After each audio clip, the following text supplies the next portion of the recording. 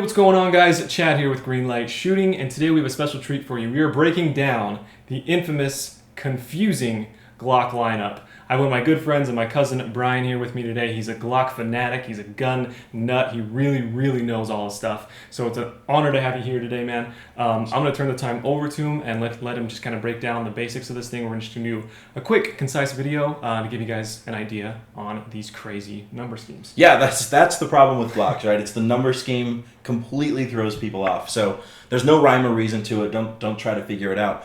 But we actually have three Glocks sitting here right now, and they're all 9mm. Okay. And just to illustrate the crazy number scheme, the big one is a Glock 17. We've got a compact that is a Glock 19, and we've got a subcompact that's a Glock 26. Perfect. Again, don't try to make sense of the numbers. And there is one bigger than this as well, right? There is also, there's a Glock 34 that we don't have sitting here that is considered a competition gun, just a little bit longer barrel. Okay. The big difference in these, in fact, the only difference in these is the size. Again, they're all 9mm. Starting here with the Glock 17, you'll notice this is considered the full-size Glock. It really fits nice in the hand. Okay. Nice big long barrel, so you're not going to have a ton of recoil out of this. Just shoots really comfortable. A lot of police really like this because it's just really comfortable to shoot, easy to carry on the hip. Perfect. Going down from there, we get into what Glock calls the compact. This is the Glock 19 again, also 9mm. Just a little bit shorter on the grip, but not a lot of recoil on this. And this may be one of the most popular concealed carry guns of all time. And going down from there, there's actually a size even smaller than this that's called the Subcompact. This is the Glock 26. Okay. Again, also 9mm. There are two major downsides to this, though, compared to the other two. One is because of its size, it does have just a little bit more recoil to it. Sure. And then the second problem is, and you can actually see it right here, which is my pinky is falling right off the bottom of this, so it's really hard to hold this. Glock did do something to fix this, though. They offer another different magazine that you can put in there. So we'll pull out the factory magazine, and there's another one here you can slide in that's just a little bit longer, and you'll notice now my pinky fits on there pretty easy. So perfect. Really slick. Yeah, no, that's great. And then, from my understanding, they also just made a single stack version. It's a Glock 42, I believe, chambered in 380. In 380, yeah, it's a little bit smaller. And the great thing about it, because it's single stack and because it's 380, it's actually about the frame is about the same size as the Glock 26 here. Okay. But where it's single stack, a smaller round, it's substantially thinner, which is great if you're trying to conceal it. Oh yeah, definitely. So let's just quickly touch on capacity then. So I mean, obviously with bigger guns, you get more ammunition, right? Yeah.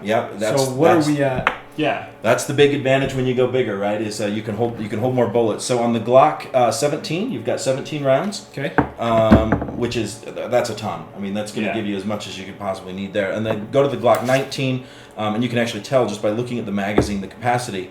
15 rounds on the 19. And then moving down here, it depends on which magazine you put in this. The one that comes with it is 9 rounds, which for a carry gun, that's a lot. Huge. And you can even move to this other one with the pinky extension where it goes to 10 rounds.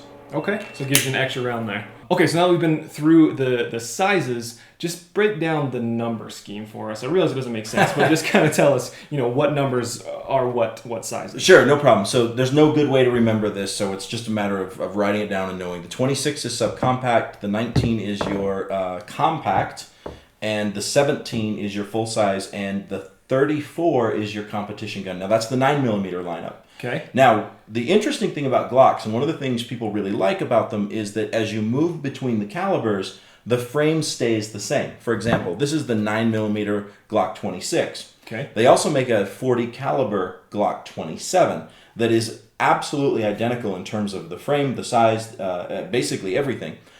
The reason that's important is the accessories are interchangeable. So if you buy a laser for the 9mm, it's also going to fit the 40 caliber. And same thing here. The Glock 19 is the exact same size, the exact same dimensions as the Glock 23, which is the 40 caliber compact.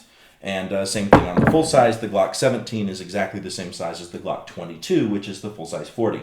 So anything that you buy for one caliber is typically, from an accessory standpoint, interchangeable with the other calibers. Gotcha. And those do carry across into 45s as well. That's They're right. just not the exact same frame. Is that That's right? right. Yeah, the 45 again similar terminology on the sizes, on the frames, everything else. So, Gotcha. and most accessories for the 9 and the 40 are interchangeable with the 45 in the same size. Huh.